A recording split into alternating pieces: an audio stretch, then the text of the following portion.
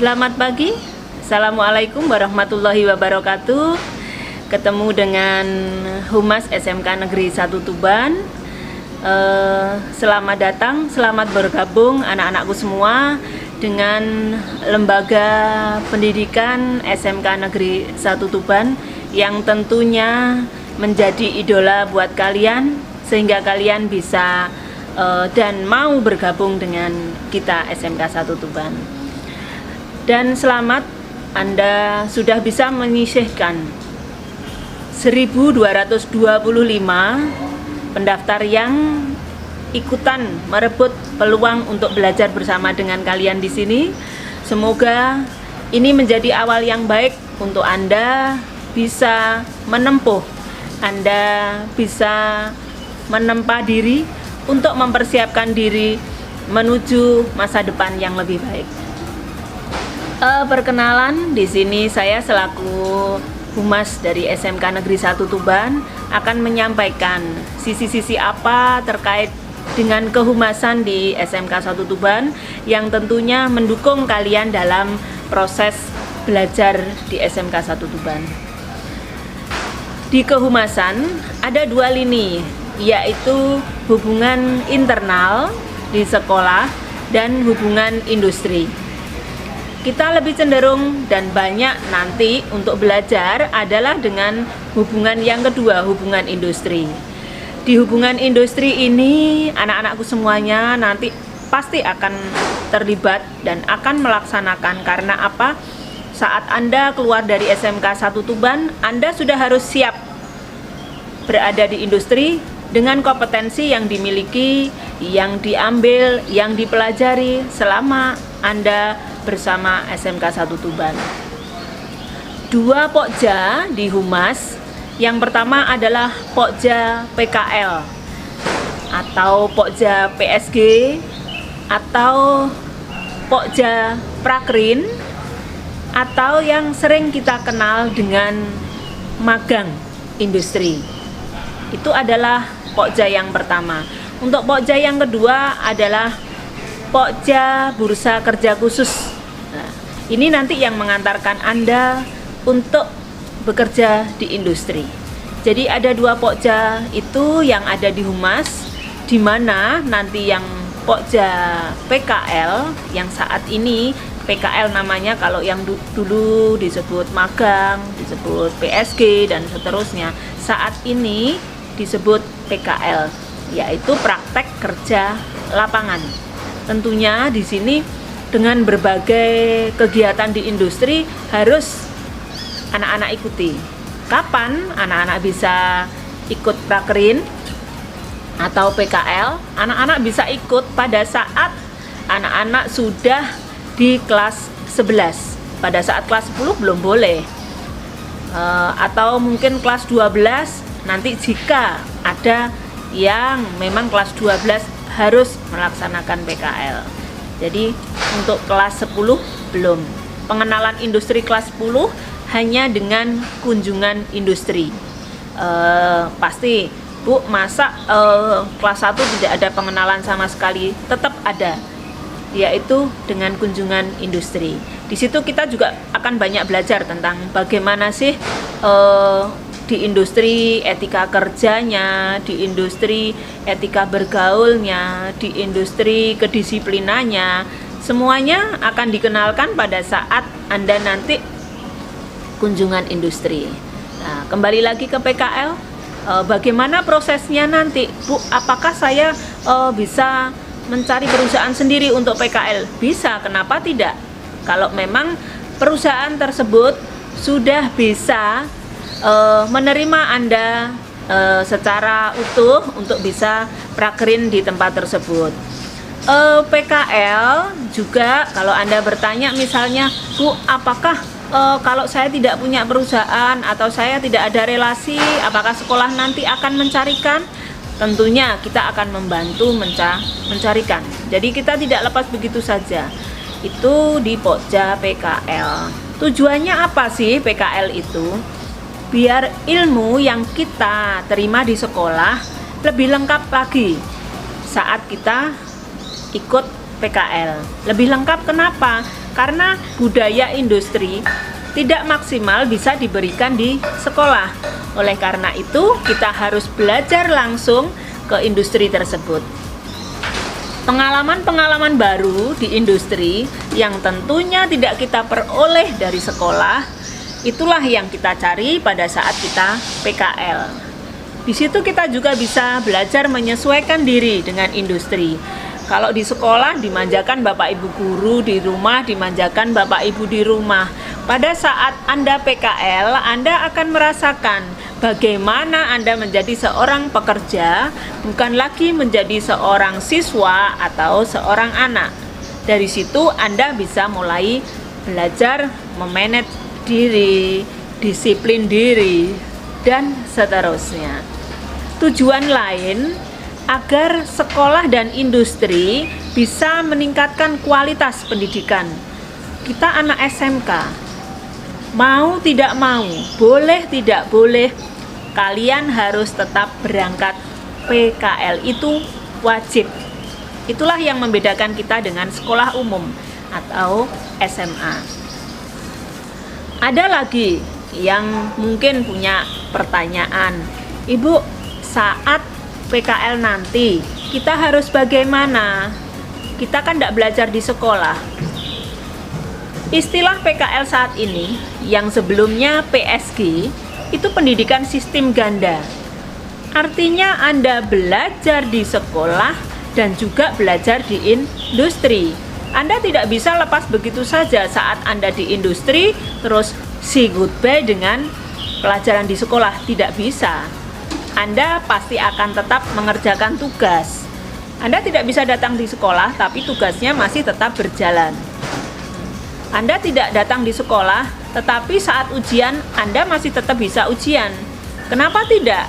Kita ujian, waktunya tidak hanya pada jam sekolah. Anda bisa online pada jam-jam yang sudah ditentukan, dijadwalkan untuk anak-anak yang berada di industri. Jadi seperti itu. Jadi kita sistemnya ganda belajarnya. Selanjutnya jika ada yang begini, enak ya nanti kalau magang kita sudah tidak ada urusan dengan sekolah lagi. Juga bukan seperti itu.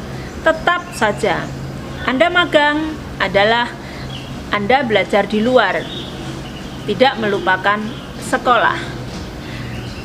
Mungkin pada hari Sabtu Anda ada libur dari perusahaan, itu juga bisa dimaksimalkan. Anda belajar di sekolah pada hari libur tersebut, khususnya hari Sabtu.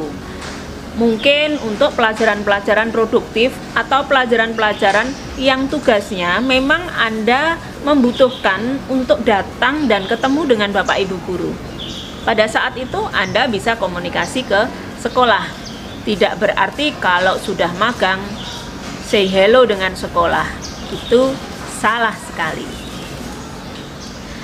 Kemudian dari magang juga Anda bisa menempa secara kepribadian bagaimana ya menjadi seorang pekerja itu, mulai dari pagi sampai sore nanti, mulai dari kedisiplinan hadir sampai kedisiplinan dalam proses dan kedisiplinan dalam akhir sebuah pekerjaan yang harus dilaksanakan pada hari tersebut. Itu juga perlu belajar, tidak bisa kita instan. Misalnya nanti kita keluar dari sini terus kita bekerja langsung bisa, tidak bisa. Makanya dalam proses ini Anda banget harus belajar untuk menjadi insan industri yang seutuhnya.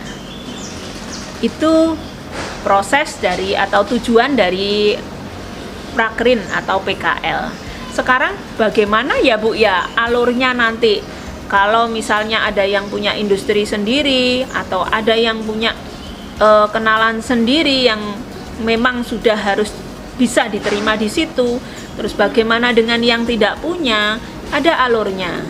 Yang utama adalah syarat Anda sudah berada di kelas 11, itu yang pertama. Nanti ada survei tempat magang. Survei tempat magang bisa kalian lakukan sendiri, sekolah pun ada survei tempat magang tersendiri. ya, untuk anak-anak yang memang tidak punya tempat magang tersendiri. Selanjutnya kita akan mengajukan magang di tempat tersebut secara tersurat.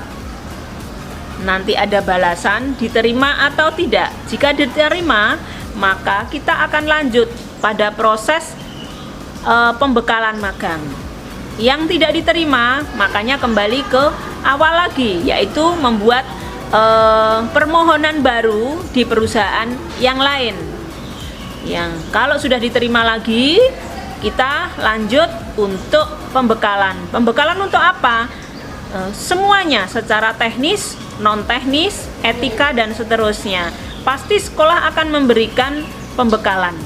Ya, pembekalan bagaimana nanti proses berangkatnya dan seterusnya, bagaimana mengisi laporan, bagaimana nanti kehadirannya dan seterusnya, itu akan kita berikan pada saat pembekalan. Setelah itu kita pemberangkatan biasanya diantar oleh salah satu guru atau karyawan SMK 1 Tuban untuk mengantarkan Anda ke tempat magang atau perusahaan yang dituju. Kita serahkan, nanti di industri Anda akan mengikuti aturan industri. Ada pembekalan lagi atau tidak, itu tergantung industri masing-masing. Ada pembagian tugas atau pembagian grup, itu juga sudah sepenuhnya hak daripada industri untuk menata kalian di sana. Setelah selesai nanti bagaimana Ibu? Sebelum selesai ada proses monitoring. Saat proses monitoring itu ada salah satu tim monitor yang akan datang ke sana pada suatu waktu yang tentunya waktunya tidak mungkin disampaikan ke Anda, Bapak Ibu guru mau ke sana, tidak seperti itu. Kita ambil acak di tengah, kita monitoring. Setelah monitoring nanti di akhir ada Anda perpisahan dengan industri. Setelah itu tidak putus begitu saja, Anda membuat laporan. Dan laporan itu harus diketahui industri dan pembimbing sekolah. Anda punya dua pembimbing sekolah dari sekolah dan pembimbing industri yang ditunjuk oleh industri tersebut. Selain menyelesaikan laporan, Anda akan proses mendapatkan sertifikat. Sertifikat ada dua macam, ada dari perusahaan, ada dari sekolah.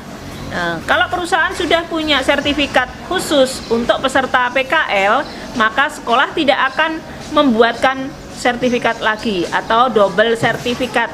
Sertifikat PKL hanya satu sertifikat. Tapi jika perusahaan tidak membuatkan, maka pihak sekolah akan membuatkan, tetapi dengan pengesahan dari industri tempat Anda magang.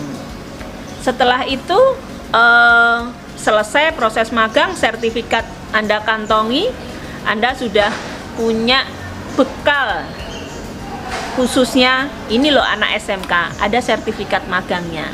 Nah, itu bedanya dengan anak sekolah umum. Itu proses prakrin yang biasanya dilaksanakan kelas 11. Pokja yang satunya adalah Pokja Bursa Kerja Khusus atau Pokja BKK. Ya, ini SMK memang diharuskan oleh pemerintah mencetak tenaga kerja yang siap pakai. Oleh karena itu, ya, tujuan utama itulah yang kita utamakan. Makanya di sini ada layanan bursa kerja khusus. Artinya bekerja lewat bursa sekolah, tidak lewat lowongan dari luar. Misalnya dari koran atau dari media yang lain atau dari media sosial atau apa, tidak. Artinya kalau toh itu ada media sosial dan seterusnya, itu adalah milik sekolah. Itu bursa kerja khusus. Terus bagaimana Bu nanti terkait dengan bursa kerja khusus? Kita akan selalu mengawal. Saat Anda kelas 12 di pertengahan tahun ajaran, sekitar mulai bulan November, Oktober November, Anda sudah akan dibagi dalam dua kelompok kelas 12 itu. Ada kelompok yang mau bekerja, ada kelompok yang mau melanjutkan. Di kelompok kerja, pasti yang di-share nanti adalah informasi-informasi kerja, bahkan bagaimana proses dalam menghadapi atau merebut peluang kerja tersebut. Saat itu, apakah mungkin Bu, kita masih sekolah nanti kok sudah ikut tes kerja? Mungkin saja, kenapa tidak? SMK bisa seperti itu. Kakak kalian saat ini pun ya sudah ada 138 yang sudah mendapatkan tempat untuk bekerja saat mereka belum ujian akhir sekolah atau belum ujian nasional. Bisa saja ya. Jadi tidak menutup kemungkinan anak SMK kelas 12 itu sudah mendapatkan tempat untuk bekerja. Karena memang kita sudah bekerja sama dengan beberapa perusahaan besar yang tersebar di Jawa khususnya, baik Jawa Barat, Jawa Tengah maupun Jawa Timur. Kita sudah bekerja sama lama untuk selalu melaksanakan rekrutmen di SMK 1 Tuban ini.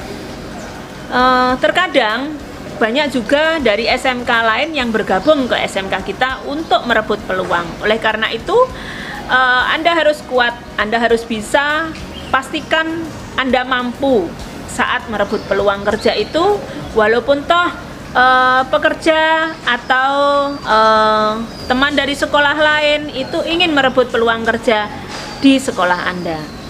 Saat nanti Bu, masa kita nanti setelah mendapatkan tempat kerja kita akan dilepas begitu saja?